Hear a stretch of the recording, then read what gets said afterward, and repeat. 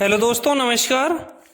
Way of maths channel में आपका फिर से स्वागत है। मैं हूं M.K. गुजर और इस वीडियो में लेके आया हूं पूर्व रेलवे ईस्टर्न रेलवे के हावड़ा डिवीजन में 22 फरवरी 2025 को एक ट्रेन मैनेजर का पेपर हुआ है।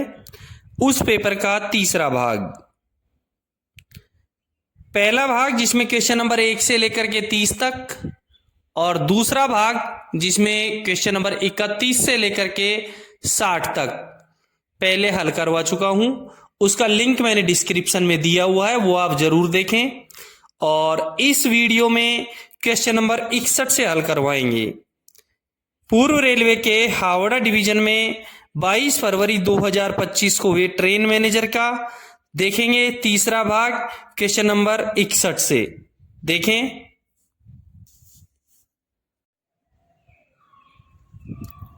इकसठ में है what is the synonyms of quick. What is the synonyms, synonyms यानी समानार्थी। क्विक यानी जल्दी, यानी जल्दी का समानार्थी क्या है। ए में फास्ट, बी में स्लो, सी में लेट और डी में बोरिंग। ए में फास्ट दे रखा है, यानी कि क्विक यानी जल्दी का समानार्थी चाहिए हमको। ए में फास्ट, फास्ट का मतलब होता है तेज और क्विक का मतलब जल्दी। बी में स्लो यानी धीमा, जल्दी का समानार्थी धीमा नहीं हो सकता है। सी में लेट यानी देर, जल्दी का समानार्थी देर भी नहीं हो सकता है। और डी में बोरिंग यानी उबाऊ, ये भी नहीं हो सकता है। इसलिए क्विक यानी जल्दी का समानार्थी होगा फास्ट, तेज। 61 नंबर के क्वेश्चन का करेक्ट आंसर होगा ए, फास्ट। क्वेश्चन नंबर अगला देखेंगे। क्वेश्चन नंबर 62 में है what is the synonyms of beautiful. Beautiful का सिनोनिम्स यानी समानार्थी क्या होगा, सुंदर का समानार्थी क्या होगा। ए में अगली, बी में लवली, सी में रूड और डी में अनप्लीजेंट। ए में अगली यानी कुरूप, बी में लवली यानी प्यारा, सी में रूड यानी अशिष्ट और डी में अनप्लीजेंट यानी अप्रिय। हमको सुंदर का समानार्थी चाहिए, तो कुरूप नहीं हो सकता है, अगली सुंदर का समानार्थी नहीं हो सकता है। बी में लवली दे रखा है प्यारा, तो ब्यूटीफुल का समानार्थी लवली हो सकता है, सुंदर का समानार्थी प्यारा हो सकता है। 62 नंबर के क्वेश्चन का करेक्ट आंसर रहेगा बी, लवली। नेक्स्ट क्वेश्चन देखेंगे। क्वेश्चन नंबर 63 में है what is the antonyms of kind. What is the antonyms यानी विलोम शब्द ऑफ काइंड, दयालु का। दयालु का विलोम शब्द क्या है। ए में फ्रेंडली, बी में क्रूल, सी में हेल्पफुल और डी में जेनेरियस। ए में फ्रेंडली दे रखा है यानी दोस्ताना, बी में क्रूल दे रखा है यानी निर्दयी और सी में हेल्पफुल दे रखा है यानी मददगार और डी में जेनेरियस दे रखा है यानी उदार। हमको दयालु का विलोम शब्द चाहिए, तो दयालु का विलोम शब्द दोस्ताना नहीं हो सकता है, निर्दयी होगा, क्रूल।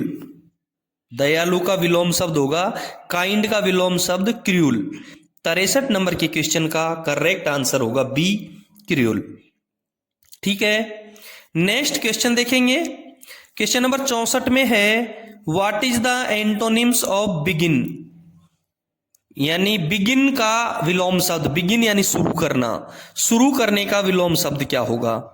ए में स्टार्ट, बी में फिनिश, सी में कंटिन्यू और डी में ओपन।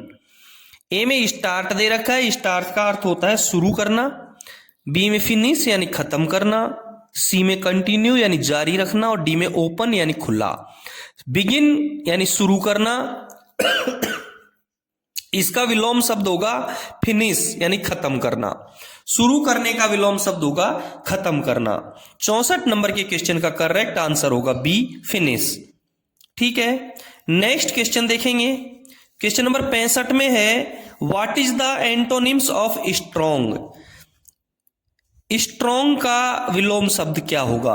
स्ट्रॉन्ग का विलोम शब्द क्या होगा? मजबूत का। ए में वीक, बी में बिग, सी में पावरफुल और डी में नॉन ऑफ द।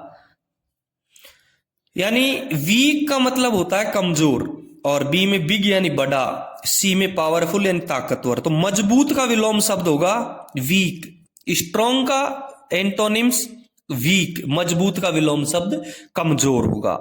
65 नंबर के क्वेश्चन का करेक्ट आंसर होगा ए, कमजोर। ठीक है, अगला क्वेश्चन देखेंगे। क्वेश्चन नंबर 66 में है what is the antonyms of modern.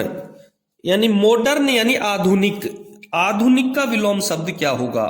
Modern का मतलब होता है आधुनिक और आधुनिक का विलोम शब्द क्या होगा? ए में ओल्ड दे रखा है, बी में न्यू, सी में ट्रेंडी दे रखा है।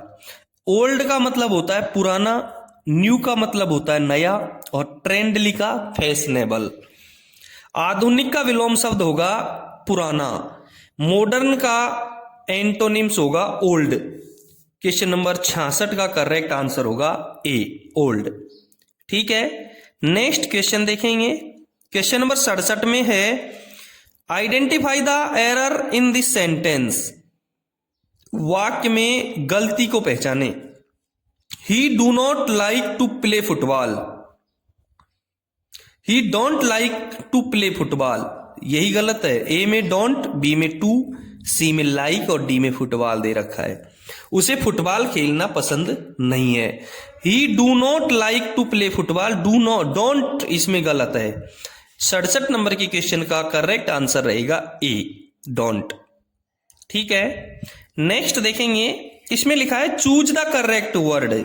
स्पेलिंग में जो सही है वो आपको देखना पड़ेगा।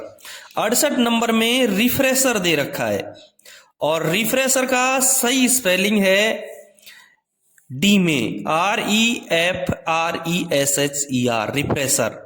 68 नंबर के क्वेश्चन में सही स्पेलिंग है डी, रिफ्रेशर। 69 नंबर के क्वेश्चन में जो अगला क्वेश्चन है 69 नंबर के क्वेश्चन में एक्सीडेंट दे रखा है, ACCIDENT, एक्सीडेंट यानी दुर्घटना। 69 नंबर के जो क्वेश्चन में बी में एक्स गलत है, सी में डेंट का DANT गलत है और डी में एक्सीडेंट है, आई है ही नहीं, इसलिए करेक्ट रहेगा ए। 69 नंबर का करेक्ट आंसर रहेगा ए, एक्सीडेंट। अगला क्वेश्चन देखेंगे। क्वेश्चन नंबर 70 में है भारतीय रेलवे द्वारा विकसित टक्कर रोधी प्रणाली का नाम क्या है? भारतीय रेलवे द्वारा विकसित टक्कर रोधी प्रणाली का नाम क्या है? ए में गगन दे रखा है, बी में कवच दे रखा है, सी में ब्रह्मोस दे रखा है। ए में गगन, बी में कवच और सी में ब्रह्मोस दे रखा है। ये अभी जोड़ा गया है। ये अपना जो सामान्य नियम है 1.02 का 28 के कै में जोड़ा है, अभी लेटेस्ट ही जोड़ा गया है 1.02 का 28 का कै। देखें 1.02 के 28 के कै में क्या लिखा है? भारतीय रेल स्वचालित ट्रेन सुरक्षा प्रणाली IRATP, जिसको कवच का अभिप्राय एक रेडियो कम्युनिकेशन आधारित नियंत्रण प्रणाली से है। कवच का अभिप्राय एक रेडियो कम्युनिकेशन आधारित नियंत्रण प्रणाली से है, जो कवच युक्त रेल खंडों में कवच कार्यरत रेल इंजनों के लोको पायलटों के लिए अतिरिक्त साधन है, जिसका उपयोग किसी भी तरह से लोको पायलट द्वारा पालन किए जाने वाले सामान्य ट्रेन संचालन प्रावधानों, कोड और मैन्युअल के उल्लंघन या अवहेलना हेतु नहीं है। ठीक है, 70 नंबर के क्वेश्चन का करेक्ट आंसर हुआ बी, कवच। अगला क्वेश्चन देखेंगे। क्वेश्चन नंबर 71 में है भारत की पहली महिला प्रधानमंत्री कौन थी? ए में इंदिरा गांधी, बी में सरोजिनी नायडू, सी में सोनिया गांधी और डी में प्रतिभा पाटिल। ए में इंदिरा गांधी दे रखी है, ये एक्चुअल में भारत की पहली महिला प्रधानमंत्री थी, जो 1966 से लेकर के 1977 तक भारत की प्रधानमंत्री रही है। बी में सरोजिनी नायडू दे रखा है, जो स्वतंत्र भारत की पहली महिला राज्यपाल रही है। सी में सोनिया गांधी दे रखा है और डी में प्रतिभा पाटिल दे रखा है। प्रतिभा देवी सिंह पाटिल भारत की प्रथम महिला राष्ट्रपति रही है। 71 नंबर के क्वेश्चन का करेक्ट आंसर रहेगा ए, इंदिरा गांधी। अगला क्वेश्चन देखेंगे। क्वेश्चन नंबर 72 में है, लाल ग्रह किस ग्रह को कहते हैं? ए में पृथ्वी, बी में शुक्र, सी में मंगल और डी में जुपिटर। ए में जो पृथ्वी दे रखा है, पृथ्वी का जो उपनाम है वो नीला ग्रह या फिर जीवन का ग्रह कहेंगे। शुक्र दे रखा है, शुक्र का जो उपनाम है वो पृथ्वी की बहन कहेंगे या श्याम का तारा। और सी में मंगल है, वो लाल ग्रह कहलाएगा। इसलिए 72 नंबर के क्वेश्चन का करेक्ट आंसर रहेगा सी, लाल ग्रह। दोस्तों, आप देख रहे हैं पूर्व रेलवे में हावड़ा डिवीजन में 22 फरवरी 2025 को एक ट्रेन मैनेजर का पेपर हुआ है। उसका तीसरा भाग, पहला भाग 1 से लेकर के 30 तक क्वेश्चन हल करवा चुका हूं, जिसका लिंक डिस्क्रिप्शन में दे रखा है। दूसरा भाग जिसमें 31 से लेकर के 60 तक हल करवा चुका हूं, जिसका लिंक डिस्क्रिप्शन में दे रखा है। और ये तीसरा भाग है। आपके डिवीजन या रेलवे में कोई पेपर हुआ है, उसका पीडीएफ मुझे जरूर भेजें। और यदि मेरे पढ़ाए गए पेपरों का पीडीएफ चाहिए तो आप डिस्क्रिप्शन में जाएं, टेलीग्राम लिंक पर क्लिक करें और पीडीएफ डाउनलोड करें। नेक्स्ट क्वेश्चन देखेंगे। क्वेश्चन नंबर 73 में है, ग्रेट बैरियर रीफ किस देश में है?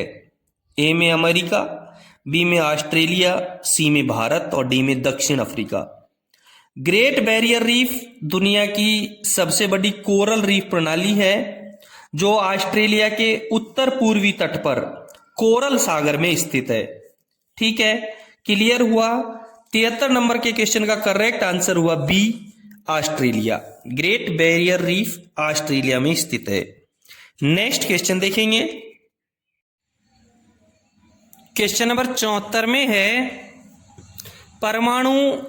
पहला परमाणु बम किस शहर पर गिराया गया? पहला परमाणु बम किस शहर पर गिराया गया? ए में टोक्यो, बी में बर्लिन, सी में हिरोशिमा और डी में लंदन। दोस्तों, दुनिया का पहला परमाणु बम जापान के हिरोशिमा शहर पर 6 अगस्त 1945 को गिराया गया था। इस बम को लिटिल बॉय नाम दिया गया था। कौन सा नाम दिया गया था? Little boy. ठीक है, पहला परमाणु बम हिरोशिमा शहर पर 6 अगस्त 1945 को गिराया गया था। क्वेश्चन नंबर 74 का करेक्ट आंसर रहेगा सी, हिरोशिमा। नेक्स्ट क्वेश्चन देखेंगे। क्वेश्चन नंबर 75 में है, विद्युत बल्ब की खोज किसने की? ए में अलेक्जेंडर ग्राहम बेल, बी में निकोलस टेस्ला, सी में थॉमस एडिसन और डी में अल्बर्ट आइंस्टीन। आधुनिक विद्युत बल्ब का आविष्कार थॉमस अल्वा एडिसन ने किया था।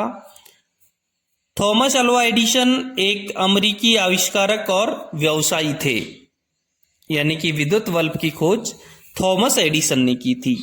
75 नंबर के क्वेश्चन का करेक्ट आंसर हुआ सी, थॉमस एडिसन। अगला क्वेश्चन देखेंगे।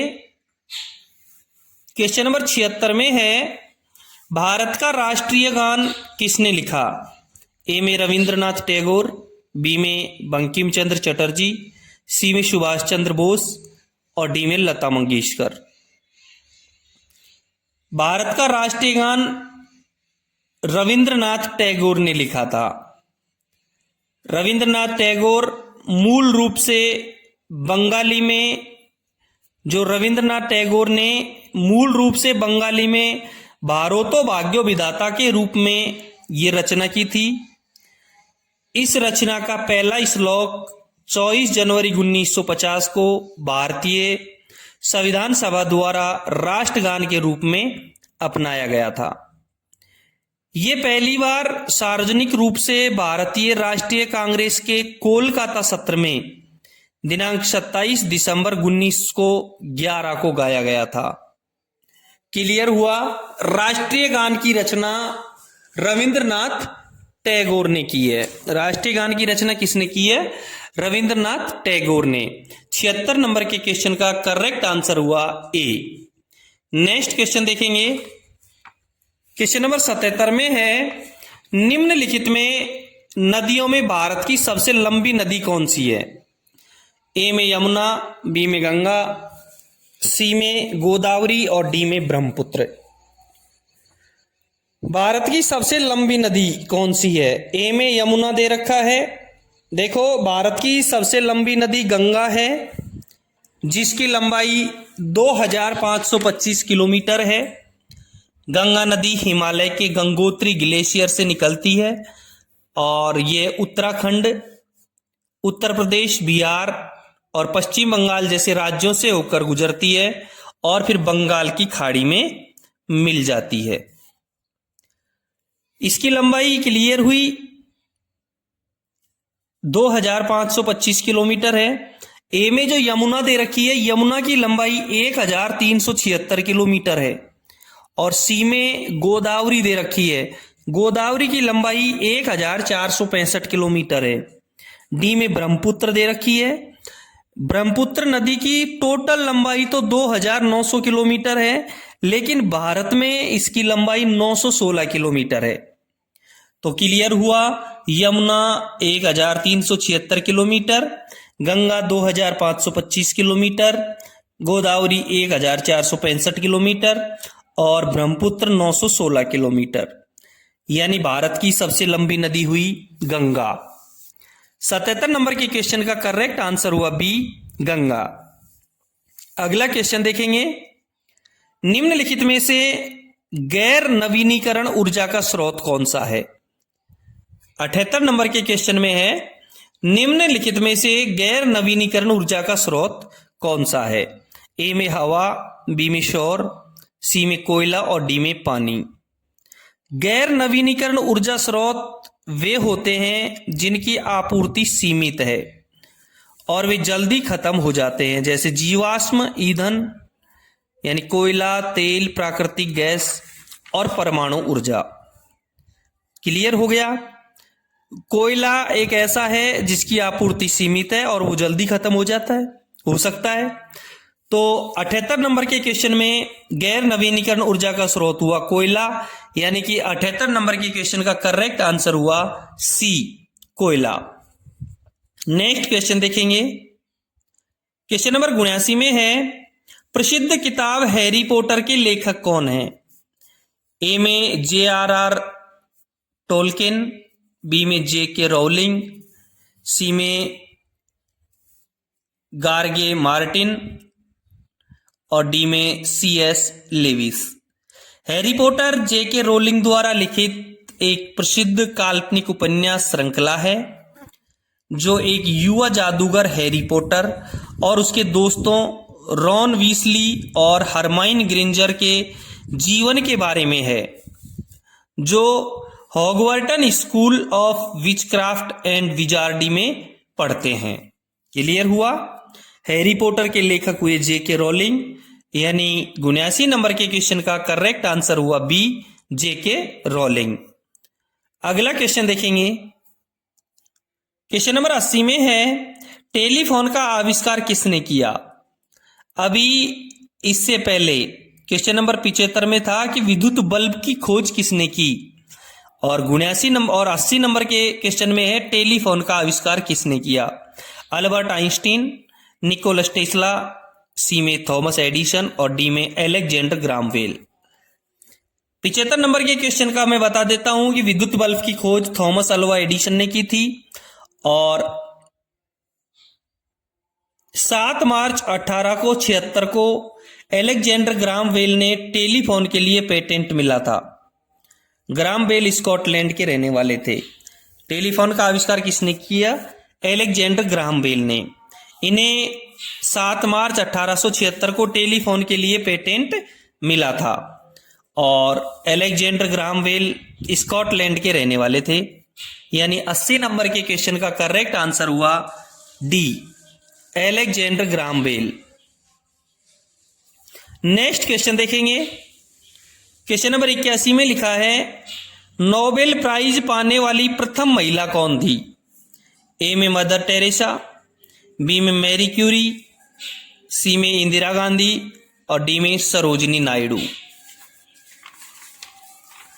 मैरी क्यूरी नोबेल पुरस्कार जीतने वाली पहली महिला थी, 2 बार नोबेल पुरस्कार जीतने वाली पहली व्यक्ति थी और 2 वैज्ञानिक क्षेत्रों में नोबेल पुरस्कार जीतने वाली एकमात्र व्यक्ति थी।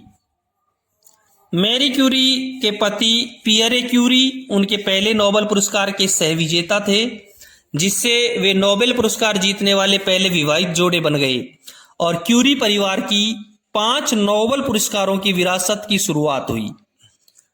वह 1906 में पेरिस विश्वविद्यालय में प्रोफेसर बनने वाली पहली महिला भी थी।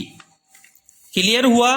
नोबेल प्राइज पाने वाली प्रथम महिला मैरी क्यूरी, यानी 81 नंबर के क्वेश्चन का करेक्ट आंसर हुआ बी, मैरी क्यूरी। अगला क्वेश्चन देखेंगे। क्वेश्चन नंबर 62 में है भारत द्वारा प्रक्षेपित प्रथम उपग्रह का नाम क्या था? ए में हब्बल, बी में आर्यभट्ट, सी में विक्रम और डी में चंद्रयान। आर्यभट्ट भारत का पहला उपग्रह था। इसे 19 अप्रैल 1975 को सोवियत कॉस्मोस 3M रॉकेट से लॉन्च किया गया था। यह उपग्रह पूरी तरह से भारत में डिजाइन और बनाया गया था। इसे प्रसिद्ध भारतीय खगोल शास्त्री आर्यभट्ट के नाम पर रखा गया था और इसका वजन 360 किलो था। इसका संचार VHF बैंड पर होता था। इसका झुकाव 50.7 डिग्री था। क्लियर हो गया? भारत का प्रक्षेपित प्रथम उपग्रह आर्यभट्ट था। 62 नंबर के क्वेश्चन का करेक्ट आंसर हुआ बी, आर्यभट्ट। अगला क्वेश्चन देखेंगे। क्वेश्चन नंबर 83 में है मिसाइल मैन ऑफ इंडिया के नाम से कौन प्रसिद्ध है? ए में APJ अब्दुल कलाम, बी में विक्रम साराभाई, सी में CNR राव और डी में सत्येंद्रनाथ बोस। दोस्तों, अबुल पाकिर जैनुल अब्दीन अब्दुल कलाम, जो मिसाइल मैन और जनता के राष्ट्रपति के नाम से भी जाने जाते हैं, भारतीय गणतंत्र के वे 11वें निर्वाचित राष्ट्रपति थे। वे भारत के पूर्व राष्ट्रपति, जाने माने वैज्ञानिक और इंजीनियर के रूप में विख्यात थे। उन्होंने सिखाया कि जीवन में चाहे जैसी भी परिस्थितियां क्यों न हो, पर जब आप अपने सपने को पूरा करने की ठान लेते हैं तो उन्हें पूरा करके ही रहते हैं। अब्दुल कलाम के विचार आज भी युवा पीढ़ी को आगे बढ़ने के लिए प्रेरित करते हैं और मिसाइल मैन ऑफ इंडिया के नाम से भी ये विख्यात है। क्लियर हुआ? APJ अब्दुल कलाम। 83 नंबर के क्वेश्चन का करेक्ट आंसर हुआ ए, APJ Abdul Kalam. Question number 84 देखेंगे। महाराष्ट्र राज्य की राजधानी कहाँ है? ए में पुणे, बी में मुंबई, सी में नागपुर और डी में नासिक। महाराष्ट्र की राजधानी मुंबई है। महाराष्ट्र राज्य की राजधानी मुंबई है। 84 नंबर के क्वेश्चन का करेक्ट आंसर हुआ बी, मुंबई। अगला क्वेश्चन देखेंगे। क्वेश्चन नंबर 85 में है जापान देश की मुद्रा क्या है? जापान देश की मुद्रा क्या है? ए में रुपया, बी में डॉलर, सी में पाउंड और डी में येन। ए में जो रुपया दे रखा है ये नेपाल और भारत की मुद्रा है। बी में जो डॉलर दे रखा है ये संयुक्त राज्य अमेरिका की मुद्रा है। सी में पाउंड दे रखा है, ये यूनाइटेड किंगडम और उसके 9 आश्रित देश इनकी मुद्रा है और येन जापान देश की मुद्रा है। यानी 85 नंबर के क्वेश्चन का करेक्ट आंसर हुआ डी, येन। ठीक है दोस्तों, आप देख रहे हैं पूर्वी रेलवे में हावड़ा डिवीजन में 22 फरवरी 2025 को एक ट्रेन मैनेजर का पेपर हुआ है। उस पेपर का तीसरा भाग, जिसमें क्वेश्चन नंबर 61 से हल करवा रहा हूं। पहला भाग क्वेश्चन नंबर 1 से लेकर के 30 तक और दूसरा भाग क्वेश्चन नंबर 31 से लेकर के 60 तक मैंने पहले हल करवा दिए हैं। उनका लिंक डिस्क्रिप्शन में दे रखा है। यदि आपको मेरे द्वारा बताए गए या पढ़ाए गए पेपरों का पीडीएफ चाहिए तो डिस्क्रिप्शन में जाएं, टेलीग्राम चैनल के लिंक पर क्लिक करें और पीडीएफ डाउनलोड करें। यदि आपके डिवीजन या रेलवे में कोई विभागीय पेपर हुआ है तो वो मुझे व्हाट्सएप नंबर जो मेरा दिया गया है उस पर या टेलीग्राम चैनल पर आप जरूर भेजें। चैनल को सब्सक्राइब नहीं किया है तो एक बार चैनल को सब्सक्राइब जरूर कर दें। देखते हैं अगला क्वेश्चन। क्वेश्चन नंबर 86 में है, सूर्य की रोशनी में हमें कौन सा विटामिन मिलता है? ए में विटामिन ए, बी में विटामिन बी, सी में दे रखा है विटामिन सी और डी में डी दे रखा है। ध्यान रहे, विटामिन डी वसा घुलनशील प्रोहार्मोन का एक समूह होता है। इसके दो प्रमुख रूप हैं, विटामिन D2 एवं विटामिन D3। सूर्य के प्रकाश, खाद्य एवं अन्य पूरकों से प्राप्त विटामिन डी निष्क्रिय होता है। इसे शरीर में सक्रिय होने के लिए कम से कम 2 हाइड्रोक्सिलेशन अभिक्रियाएं वांछित होती हैं, जरूरी हैं। तो क्लियर हो गया, सूर्य की रोशनी से विटामिन डी प्राप्त होता है। 86 नंबर के क्वेश्चन का करेक्ट आंसर हुआ डी, विटामिन डी। अगला क्वेश्चन देखेंगे। क्वेश्चन नंबर 87 में है, उत्तर प्रदेश के मुख्यमंत्री कौन हैं? ए में योगी आदित्यनाथ, बी में अखिलेश यादव, सी में मायावती और डी में केशव प्रसाद मौर्य। ए में योगी आदित्यनाथ दे रखा है जो 19 मार्च 2017 से लगातार इस पद पर बने हुए हैं। पहली बार इनको 19 मार्च 2017 को चुना, फिर 25 मार्च 2022 को चुना। बी में अखिलेश यादव दे रखे हैं जो 15 मार्च 2012 से 19 मार्च 2017 तक उत्तर प्रदेश के मुख्यमंत्री रहे हैं। यानी वर्तमान में उत्तर प्रदेश के मुख्यमंत्री योगी आदित्यनाथ हैं। 87 नंबर के क्वेश्चन का करेक्ट आंसर हुआ ए। अगला देखेंगे। क्वेश्चन नंबर 88 में है, भारत सरकार ने किस साल 500 और 1000 के नोट बंद किए थे? ए में 2015, बी में 2016, सी में 2017 और डी में 2018। ध्यान रहे, भारत सरकार ने 8 नवंबर 2016 को 500 और 1000 के नोट बंद कर दिए थे। यानी 88 नंबर के क्वेश्चन का करेक्ट आंसर हुआ बी, 8 नवंबर 2016। अगला क्वेश्चन देखेंगे। क्वेश्चन नंबर 89 में है, भारत के प्रथम रेल मंत्री कौन थे? ए में सुरेश प्रभु, बी में लाल बहादुर शास्त्री, सी में गजानन बिहार और डी में जॉन मथाई। दोस्तों, रेल मंत्री रेल मंत्रालय का प्रमुख और भारत के केंद्रीय मंत्री परिषद का सदस्य होता है। रेल मंत्री का पद आमतौर पर कैबिनेट रैंक के मंत्री के पास होता है और अक्सर 1 या 2 कनिष्ठ राज्य मंत्रियों द्वारा उनकी सहायता की जाती है। भारत के जो पहले रेल मंत्री थे वो जॉन मथाई थे, जो 15 अगस्त 1947 से 22 सितंबर 2048 तक 1948 तक भारत के रेल मंत्री रहे। प्रथम महिला रेल मंत्री ममता बनर्जी थी, जो 13 अक्टूबर 1999 से 15 मार्च 2001 तक भारत की रेल मंत्री रही। और वर्तमान में अश्विनी वैष्णव भारत के रेल मंत्री हैं, जो 7 जुलाई 2021 से लगातार पद पर बने हुए हैं।